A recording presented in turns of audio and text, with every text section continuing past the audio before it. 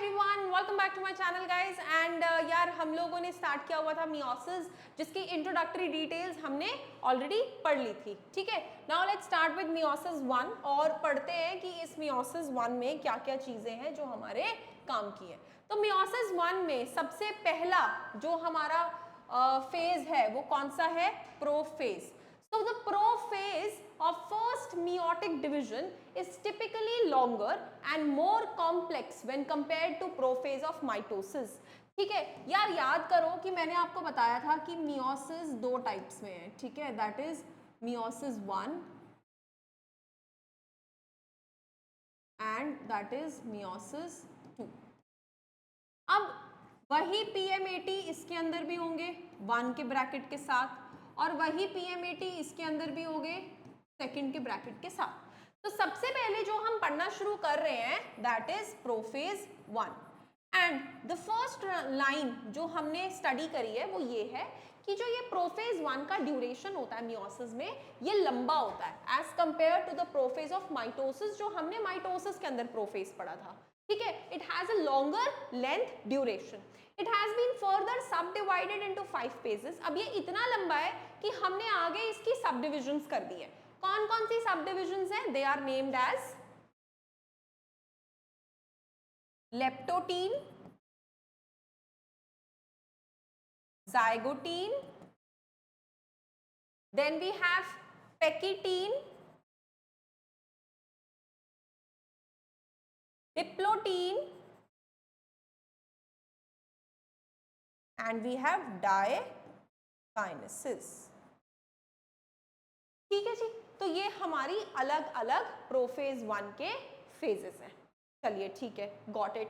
We have 5 phases of prophase 1।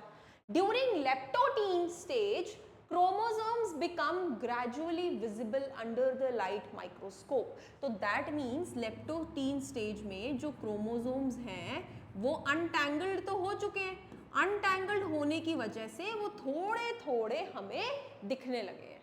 Now the compaction of chromosomes continues throughout the leptotene। तो इस leptotene में basically ये उलझे हुए धागे पूरे खुलते हैं और क्रोमोसोम्स के जैसे हमें माइक्रोस्कोप के अंदर दिखाई देने लगते हैं, राइट। उसके तुरंत बाद जाइगोटीन आ जाता है जिसमें chromosome starts pairing together and this process of association is called as synapsis. ठीक है, अब जाइगोटीन में हमें क्या दिखती है? Chromosomal pairing.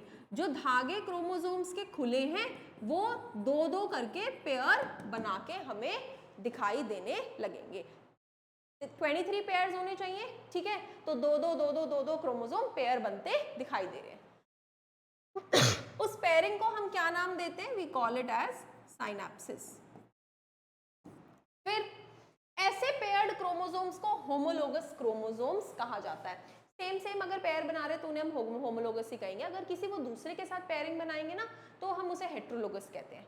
ठीक है, इलेक्ट्रॉन माइक्रोस्कोप, इलेक्ट्रॉन माइक्रोग्राफ्स मतलब इलेक्ट्रॉन माइक्रोस्कोप के अंदर हमें क्या दिखता है? It indicates that chromosome synapsis is accompanied by formation of complex structure called as synaptonemal complex. Electron graphy stage में मतलब इलेक्ट्रॉन माइक्रोस्कोप के थ्रू हम ये देख पाते हैं कि क्रोमोसोमल पेयरिंग के साथ साथ एक कॉम्प्लेक्स फॉर्मेशन भी होती है which is called as synaptonemal complex. अब ये साइनेप्टोनीमल कॉम्प्लेक्स क्या है? This complex is formed by a pair of synapsed homologous chromosome and is called as a bivalent or a tetrad।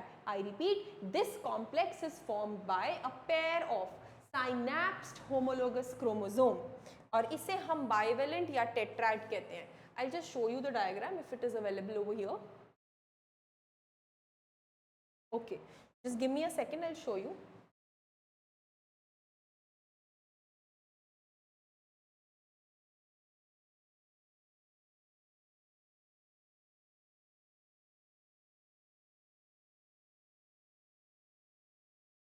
See, if you see in this image, this is a pair homologous chromosome, this is one. Now they are together collecting and they are forming a tetrad. So this is a synaptonemal complex which is forming a bivalent tetrad. ठीक है, However, these are more clearly visible at the next stage. ये हमें ज्यादा clearly दिखते हैं next stage पे. कैसे? However, अब बनना शुरू हो गए यहीं पे. They have started formation at zygote only. लेकिन विजिबिलिटी किस पे आएगी इसकी? विजिबिलिटी आएगी पैकिटीन पे. साइनेप्टोनीमल कॉम्प्लेक्स. पैकिटीन पे इसकी विजिबिलिटी होती है. क्या विजिबिलिटी होती है? ये जो क्रोमोसोम पेयर बने थे हमारे, this is one pair and this is our second pair. ये दोनों ऐसे साथ में एग्जिस्ट कर रहे हैं. इसको हम कह रहे हैं synaptonemal complex which is visible as a bivalent or a tetrad. However, first two stages of the prophase 1 are relatively short lived compared to the next stage. ये दोनों ही जो stages हैं these are short lived. ये जो अगली stage है ये थोड़ी longer in duration आती है. This is known as pectine. During this stage, the 4 chromatids of each bivalent chromosome becomes distinct and appear as tetrads. अब मुझे बताओ कि obviously ये 4 chromatids हो गए, है ना? 2 pairs, एक ये क्रोमोसोम है, एक ये क्रोमोसोम है. हर क्रोमोसोम में 2 क्रोमेटिड होते हैं. तो जब 2 क्रोमोसोम साथ में पेयर हो गए तो वो कैसे दिखेंगे? वो 4 क्रोमेटिड्स होंगे. तो वही वो बोल रहे हैं. First 4 chromatids will be appearing distinct and will be appearing as tetrads. This stage is characterized by appearing of recombination nodules. The stage is characterized by the appearance of recombinant nodules, the site at which crossing over occurs between non-sister chromatids of the homologous chromosome. So that means पैकिटीन में हमारी एक अलग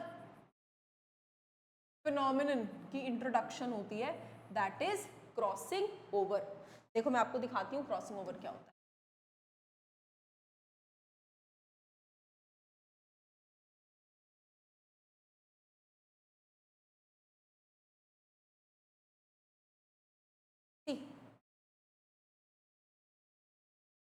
ये देखिए, this was one tetrad, this was one tetrad. अब कैसे crossing over होगी इस टेट्राड में?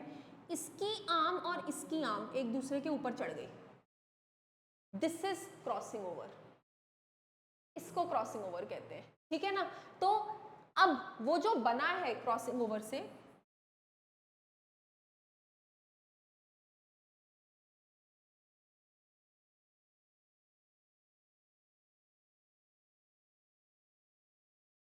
This is the recombinant nodule जो वो बोल रहे हैं, जो दोनों के कॉम्बिनेशन से बना है. ठीक है ना? So this is characterised by the appearance of recombinant nodules, the site at which the crossing over occurs between the non sister chromatid. ये जो ग्रीन वाली दोनों है ये सिस्टर क्रोमेटिड्स है, जो व्हाइट वाली दोनों है ये नॉन सिस्टर क्रोमेटिड्स है. तो एक नॉन सिस्टर दूसरे सिस्टर के साथ ऐसे जुड़ के रिकॉम्बिनेंट नोड्यूल बना रही है. ठीक है ना? Crossing over is an enzyme mediated process and the enzyme involved is recombinase. इसको करने में कौन सी एंजाइम मदद करती है? रिकॉम्बिनेज. तो क्रॉसिंग ओवर में रिकॉम्बिनेज एंजाइम का रोल होता है. Crossing over leads to recombination of genetic material. 2 chromosomes के जेनेटिक मटेरियल का मिक्स बनेगा and the recombination will be completed by the end of pachytene, leaving the chromosome linked at the sites of crossing over. This will mark the end of पैकिटीन. ठीक है जी. तो ये थे हमारे पहले 3 स्टेजेस प्रोफेज 1 ऑफ मियोसिस 1 के. Please इसे अच्छे से पढ़ना, इसे लर्न करना. नेक्स्ट चैप्टर में मैं नेक्स्ट वीडियो में मैं आपको डिप्लोटीन और डाइकाइनेसिस कराऊंगी, लेकिन पहले हम इन तीनों की रिविजन करेंगे. Okay guys, thank you so much for watching my lecture guys. That's all.